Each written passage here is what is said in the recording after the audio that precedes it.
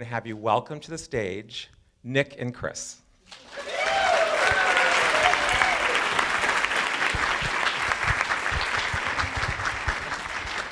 Here, honey, you have the long arms. Take a selfie so people believe we're here. You gotta do it. Wait. He's gotta do it. He's got long arms. Yeah, that's why I married him, for the long arms. I tell you, kids these days. Oh, well, I'm glad I can't see anyone in the audience because I'm a lot less nervous now. So we're going to rewind back to October 9th, 2008. We're both from New York. I had just broken up on a year-plus relationship with this hot young bodybuilder who, dumb as a box of rocks, so it was really not going anywhere. So I'm getting ready to go out to the clubs in New York. My friend Danny comes to pick me up. We're out. Got pretty sloshed. Got back to my house about 2:30. I said, Danny, why don't you stay the night because you're not going to be able to get home. So he goes, all right, I'm going to get on your computer. So I said, all right. So I figured he was getting on to Manhunt. For those of you that don't know Manhunt, does anyone here not know what Manhunt is? Well, take a wild guess. Manhunt. I don't know. There could be straight men here. So I figured he's getting on Manhunt. He's a bit of a host, so I figured he was just like, browsing the catalog. So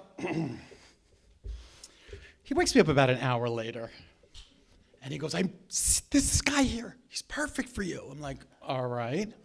He goes, come here. He shows me the picture. I go, all right. Well, what are we going to do about this? Are you going to take me down there? He's like, no. I'm like, well, then let me go back to sleep. So the next day comes, I go to work, get out of work. I end up at another club with a couple of my friends. And all of a sudden, I have this memory. Like, oh, yeah, that's right. There's this guy online that Danny showed me a picture of who did look kind of cute. So I faked a stomach ache and I went home. So, oh, bitch, you better sit down, girl. So I signed out to Manhunt, and lo and behold, Danny wasn't on his Manhunt account, he was on mine. So I'm looking to see if he's around, and I'm realizing there were messages, he's chatting him up like he's me. So I'm like, I didn't want to read anything, but all of a sudden I see an indication that he's online. So I hit him up. I'm like, hi, this is Nick. I got to explain to you. My friend Danny was on my account last night. He thought we'd be a good, a good matchup. And so you were talking to him. And he's like, oh, well, that's cool. He goes, let's go out for a drink. It's like 11:30. Yeah, we're going out for a drink. So he said, why don't you come down to my apartment? So I go to the apartment. I ring the bell. And who opens the door but this really very good-looking 50-year-old white man in leather. And I'm like, okay, but you're not him. He goes, no, he's inside. Come on in. So we walking down the hallway, past the bathroom, and what do I see standing in the tub reaching for the towel but this tall piece of caramello reaching for a towel to dry himself off. So I'm like,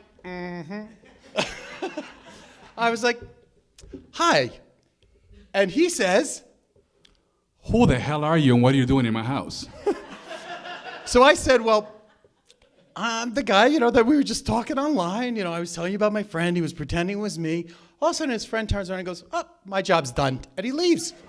He leaves me there in the middle of Newark with this naked Dominican. I'm like, either I'm going to get killed or I'm going to have the time of my life. He was afraid, very afraid. So, that's not what I remembered. Anyways, so everyone knows that in New York City, nightlife is very cliquey. It could be very who you know. So I was a DJ in one of the biggest bars in New York City. And everyone knows that if you're friends with a DJ, you get in for free, you drink for free everywhere. So Thursday night, my friend John went out with me. We went bar hopping. We all know that, cool people don't go out on the weekends. So we went out Thursday night. So of course, we went bar hopping. He got a little slushed, because of the free drinks. So I drive him to my apartment, and I say, you know what, stay here. There's no way you're driving home because of your state of mind. So I proceed to go to bed. I'm like, I'm exhausted. So he says to me, is it okay if I check my email? You see where I'm going with this, right? I was like, hey, knock yourself out. So I go to bed. He signs on to Manhunt. He started chatting with this guy right over here. Well, it wasn't me, it was Danny. So doesn't tell me anything. The next day, he was still tired. I was like, just stay here. Let's just hang out. It's Friday. We're not doing anything. So he's like, I'm going to sign back online just to check my email since I didn't go to work today. He signs back on to Manhunt under my account. So at this point, I don't know what's happening. So that same evening, when such specimen showed up to my house, I said, what the hell are you doing in my house, and who are you? He was like, well, I was chatting with you yesterday and today, and I decided to come and see you. I was like... He's like, I wasn't on Manhunt today. I'm like, honey, I was not on Manhunt yesterday, or last night, or today. So I don't know what you're talking about.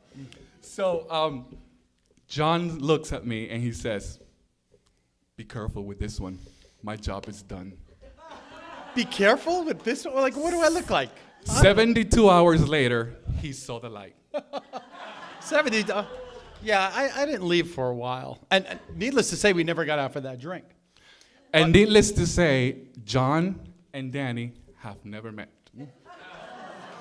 And you know, the thing that got me into this predicament, now we're going to fast forward. Hello? We're going to fast forward now to March, his birthday. I figure, all right, I'm going to do a nice thing. For his birthday, I'll take his family, his friends out to dinner. So I end up taking like 24 of his friends and family to dinner. First mistake. I had bought him a gift.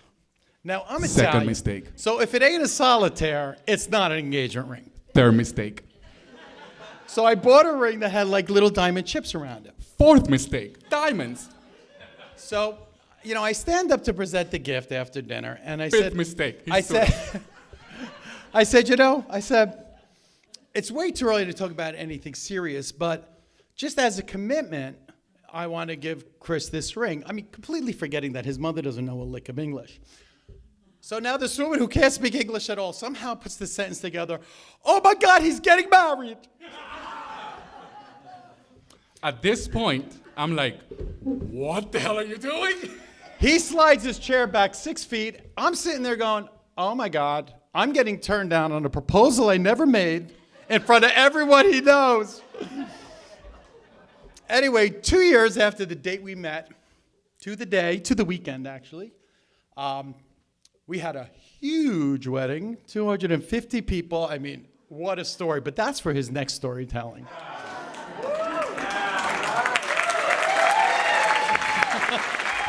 And 10 years later,